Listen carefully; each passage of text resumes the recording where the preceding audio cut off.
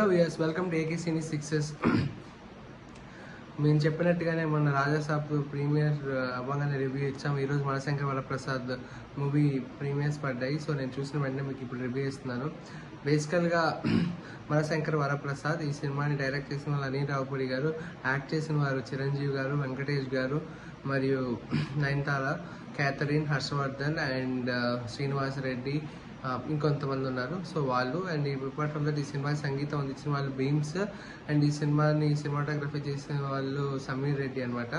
And బేసికల్గా ఇది ఒక వైఫ్ అండ్ హస్బెండ్ మధ్య జరిగిన స్టోరీ అండ్ దానికంటే ఎక్కువ నేను చెప్పాలనుకోవట్లేదు. బట్ ఈ సినిమా చూసిన తర్వాత నాకు ఏమనిపించిందంటే యాక్చువల్గా బాస్ ఈజ్ బ్యాక్ అని నాకు అనిపించింది. అప్పుడెప్పుడో ఖైదీ 150 తర్వాత మళ్ళీ అన్ని సంవత్సరాల తర్వాత మళ్ళీ చిరుని ఆ గ్రేస్, ఆ స్వాగ్ చాలా ఫ్రెష్గా, చాలా ఎనర్జెటిక్గా ఉన్నాడు.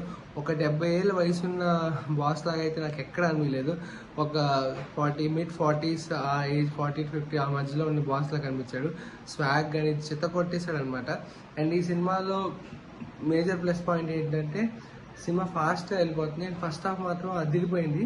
మనందరికీ ఒక్కసారిగా మన చిన్నప్పటి నుంచి ఏ చిరంజీవి గురించి అయితే విన్నామో, ఏ చిరంజీవిని అయితే చూస్తూ పెరిగామో ఆ చిరంజీవిని మళ్ళీ తిరిగి మనకు పరిచయం చేశారు అనిల్ రావుపూడి. సో ఇది బాగా నచ్చింది అనమాట. సెకండ్ హాఫ్ కొంచెం స్లో అయినా కూడా బాగుంటుంది. అండ్ సెకండ్ హాఫ్లో వెంకీ గారి క్యామియో యాక్చువల్గా ఆయన ఉన్నంతసేపు అలరించాలంటే లేదు, బట్ మధ్యలో కొద్దిసేపు బాగుంది అనమాట వెంకీ గారి క్యారెక్టర్ కూడా. అండ్ సినిమా యాక్చువల్గా ఓవరాల్గా నాకు చాలా బాగా వర్కౌట్ అయ్యింది. అండ్ నేను ఈ సినిమాకి ఎక్కువ రివ్యూ ఇవ్వాలనుకోవట్లేదు, ఎందుకంటే పండక్కి బాస్ వచ్చి దుమ్ము దులిపేశాడు అనమాట. Please book your tickets and watch it at your nearest theatres. And ఈ సినిమా ఎంతవరకు హిట్ అవుతుంది ఏంటి అనేది మనం చెప్పలేము ఇప్పుడే, but boss is back. And ఈ పండక్కి, ఈ సంక్రాంతికి అనిల్ రావుపూడి దొరకలేదు. అండ్ మోర్ ఓవర్ మీ అందరికీ నా సజెషన్ ఏంటంటే సంక్రాంతికి వస్తున్న రేంజ్ కామెడీ అయితే ఎక్కువ ఉండదు.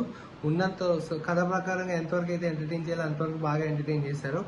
అండ్ ఈ సినిమాలో క్రింజ్ అనేది అసలు యాక్చువల్గా అనిల్ రావుపూడి అనగానే క్రింజ్ అంటారు. ఈ సినిమాలో అసలు క్రింజ్ అనేది చాలా వరకు నాకేం అనిపించలేదు.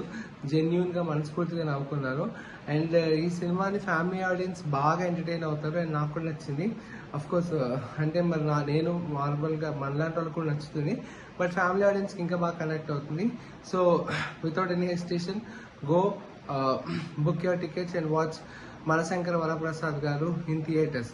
And this is Sriram signing off. And next మన భక్త మహాశయులకు విజ్ఞప్తితో కలుద్దాం. అండ్ ఇంతలో మా కంటెంట్ కంటే మీకు నచ్చితే please do like, share, subscribe to our channel. Thank you so much for your support. See you all soon. Thank you.